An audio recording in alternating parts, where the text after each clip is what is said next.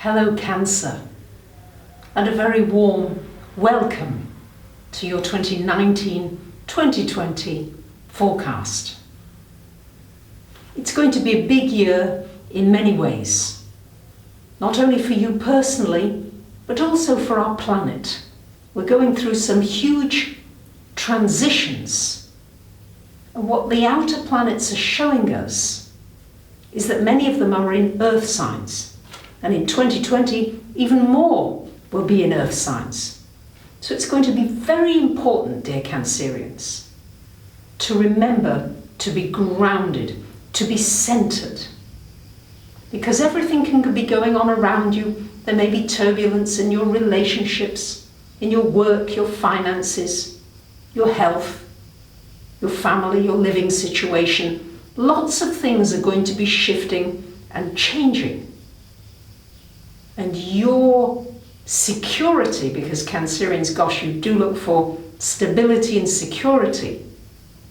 You will find your security from your centeredness and your groundedness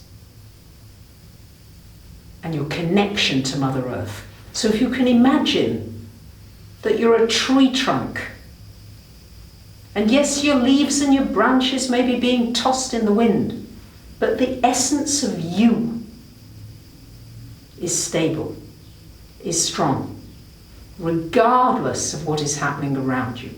And it's going to be important to keep clear boundaries, to maybe say no when you mean no and stick to it, and to try to find ways of relaxing, maybe finding peace in nature, with animals, at home, with a book, a film, whatever it is that gives you that sense of stillness and peacefulness and connectedness with this planet. That will really be one of the best tips I can give you in order not only to survive these next couple of years, but to thrive. And that's what I'm wanting for you. So let me break the year down. We've got a series of eclipses happening in January, in July, again in December. So a lot of eclipse energy, and on the January the 6th, we start off with a solar eclipse in your 7th.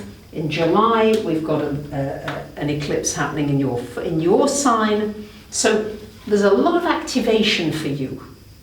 And just so you're not concerned, at the end of this video will be a list of the important dates. So just relax, you don't need to write anything down if that's what you've been doing. Just enjoy the information I'm sharing with you. So what is going to be most activated this year, and also into 2020, will be your relationships. Your relationship with yourself. Are you gentle with yourself? Are you kind to yourself? Are you telling yourself you haven't done enough, you could have done this, that, the other? Or are you being gentle and nurturing? Because Cancer, you're one of the most nurturing signs of the zodiac. But sometimes you get lost in your emotional ups and downs, that you forget to really soothe and nourish yourself.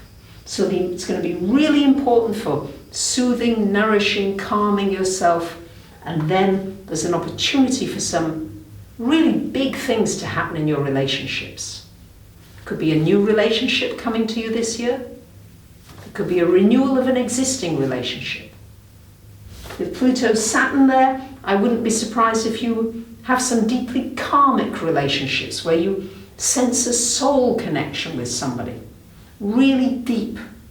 And you wonder, gosh, what is this? Well, go deeply. See what's being triggered inside of you. So relationships are going to be a key area for you during this next couple of years, and you'll have an opportunity to release the past, to release all the disappointments, and to find something new, to see what it is that you do want to create, and then begin to work with a blank canvas to create the kind of painting and music and sound that you want in your relationships. And of course, most of all, harmony and joy and upliftment. And you can do that with these aspects. It may be challenging, I'm not saying it's easy. Saturn and Pluto together are not easy, falling off a log.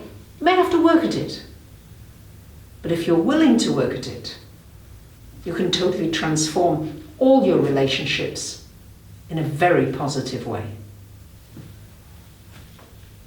Big news is on March the 7th, Uranus going direct and moving into your 11th house, where it's going to stay until 2025. So there's an activation of the 11th. As always, the opposite house gets affected. Things happen in pairs astrologically. The yin and the yang. So for you, this Uranus energy in the 11th, this is a wonderful opportunity to connect with all kinds of different people, to connect with your tribe, to renew your friendships, your social circle, online and offline. It's a wonderful time for working in a community or something where you have a joint goal, a joint aim with some other people. Uranus in that 11th house is a wonderful opportunity for bringing your gifts to the world.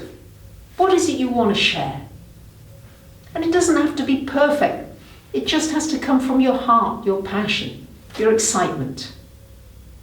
This is a great time for you to awaken others, and others will be awakening you. So really step out, meet some new people, different people, people you wouldn't normally mix with. Try to do that and make a clear intention that you're going to open yourself up to all people and that you won't discriminate against, this one and that one, and compare and contrast, but that you're opening yourself. And this is going to bring some magical new relationships to you if you're ready to do that. As I mentioned, we've got these eclipses then in July. We've got a solar eclipse July 2nd in your sign. This is new beginnings for you. Finding your identity. Who am I? What am I about? What do I want to create? You may change the way you look. You may do some physical changes with your health, your well-being, and also some deeper changes. Connected maybe with your soul direction, your soul purpose. What are you being led towards? And are you listening to those voices? Mercury retrogrades this year. You'll be glad to know Venus is direct and Mars is direct all year. So we're only contending with a few Mercury retros, and they're all in water signs. And you're a water sign, so it's going to be really important to trust your intuition when you communicate. Maybe stay silent. Maybe saying nothing is better and just listening. Maybe waiting a day before you say something that's important. That's how I would handle these Mercury retrogrades in water signs. For much of the year, until December 3rd, we've got Jupiter in your 6th house, which is an opportunity to expand your work area. Could be some new opportunities.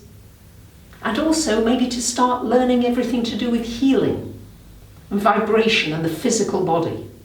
This opens up a lot of opportunities for some wonderful growth in that area. And then on December 3rd, it also joins the party in your 7th house, asking you to expand into new types of relationships.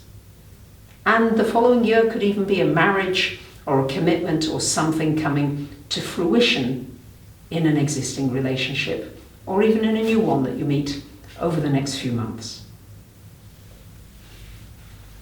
And so there you have it. It's an exciting month ahead. You might want to have a reading, especially about what this year, not a month, this year ahead.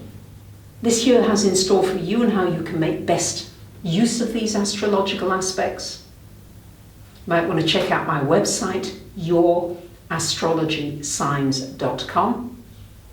I've got all kinds of astrology cards, posters based upon some of my paintings that many of you have commented upon.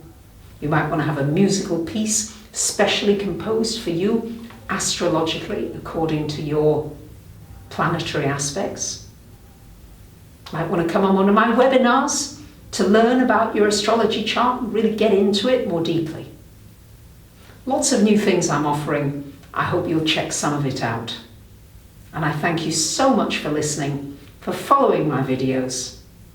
And I hope that you can feel my joy in presenting this to you, and that it rubs off on you, and that joy takes you through your life and this year coming for you. Bye for now.